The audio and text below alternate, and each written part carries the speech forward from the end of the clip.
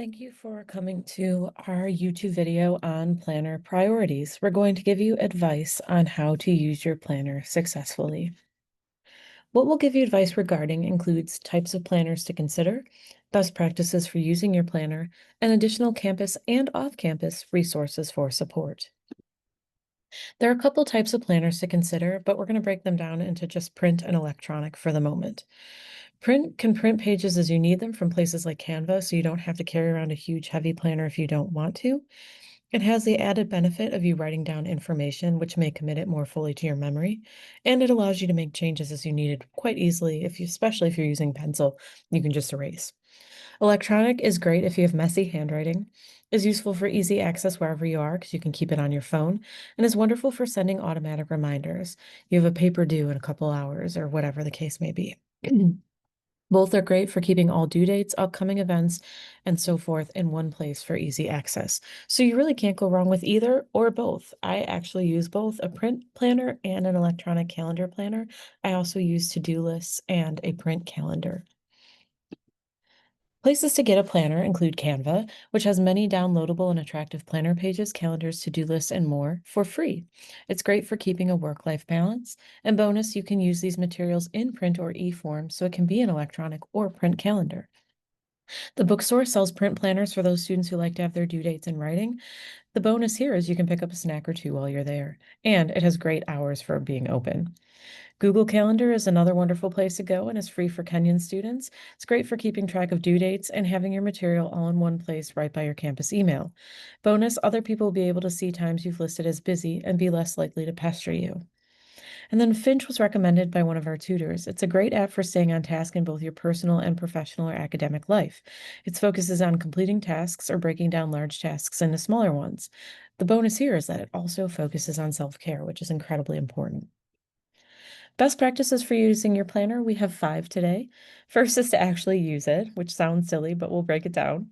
You should color code or distinguish or delineate tasks into groups. You should put fun stuff in there too. It makes you more likely to open it. You should use chronological planning, and you can consider sharing with others for accountability. So first, actually use it. We recommend doing a planner check at the beginning of each week. What do you need to add and what do you need to do? You should update items that are top priority or goals for the week. These items can be unrelated to academics. So things like I want to drink more water, I need to visit the CAC, it's Sydney's birthday, I need to call them, are also important to include in your planner. So just make sure you're actually using it. 2, color code or distinguish tasks in some way. What are high priority tasks? Things that are going to get a higher grade or a larger portion of your percentage of your grade, things that are going to take you longer to do, things that you do for self-care, absolutely high priority, and then also things that are due this week. What are medium priority tasks? Things that won't take you as long to complete, things due later in the week or next week, and things that are fun like campus events that can be canceled in a pinch, but I say leave them in if at all possible. What are low priority tasks? Things that are not yet due and things that others want you to do that you're not sure you want to do. So maybe a friend's trying to drag you to a student org or something. I color code and organize them into lists. You can do one or the other, but I do both. So I do red for high priority, green for low, and orange for the middle. I also change this color scheme when I get sick of it, because sometimes you do.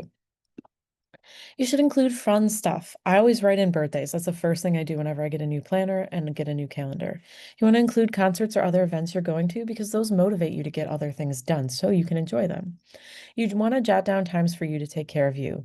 Self-care activities like coloring, breaks to talk with friends, trips to the CAC, visits to Cox are all really important to include in there. And then make note of when you're going off campus. It's always good to get a change of scenery now and again. Use chronological planning. This point means that you should not only write items on the day they're due, but also a week or two in advance as a reminder to get started and to avoid procrastination.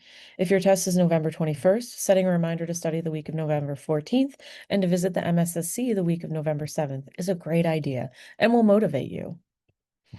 This method is useful for several reasons. It reduces bottlenecking when everything is due all at once, which happens especially at Kenyon around midterms and finals. It limits cramming, which doesn't help you retain material anyway. And it teaches you more about accountability and work-life balance than any one professor will be able to in the time they have with you. Share it with others. It can be helpful to share your Google Calendar with loved ones. This method helps them to help you, but also limits when they will call or text, etc., to chat with you if they know you're busy. It's also got the added safety benefit of them knowing where you should be so that if you don't arrive safely, someone can check on you. This is really important if you like fall on campus and get injured, or if you're traveling and your car breaks down and you don't have your cell phone with you or your cell phone's died. It's really good for people to know where you should be so that if you're not there, they can help. So, speaking of help, we want to offer some resources to help you meet your goals. First is Canva, of course. We love Canva. It has an entire store of materials dedicated to academic enrichment. You don't even have to make up your own planner pages, they have beautiful ones already. You can find infographics with advice as well, and goal setting guides too, as well as study templates. So, there's a ton on Canva. Just use their search function. GoalBuddy has one of the most comprehensive goal setting guides you'll find for free on the internet. Through it, you can find suggestions for addressing a lack of motivation, dealing with setbacks, time management concerns, and more. Mind Tools is neat because it offers materials in a variety of formats for all different styles of learning. It covers everything from advice on interruptions to time management, so maybe you get sick and you're put back on your schedule a little bit, to navigating college more generally. Bonus, if you aren't yet, you should follow at Harlan Cohen on Instagram for more of this style of advice because he gives a ton and it's all amazing. Also, he crowdsources advice, so he gets advice from students all across campus who are going through the same things as you. Notion. Notion is an excellent resource for writing down your assignments and their due dates. You can customize each page to include both personal and academic information and goals. And it also has a variety of templates like Canva for organizing your workload and life school balance, which again, we can't emphasize enough. And we talked about last week in Thrive Through Thursday. Campus resources for additional support include the Math and Science Skills Center, the MSSC, which can support you with tutoring on a variety of lower level courses in STEM and philosophy at Kenyon. Your professor's office hours. You should be using them. This is time specifically set aside for you to ask your questions and get your answers. Student accessibility and support services, which help sponsor Thrive Through Thursday. They're here for you if you need accommodations or think you might need them. Study buddies. Look for people in your classes and other sections of your class that you have good connections with and who will hold you accountable to study.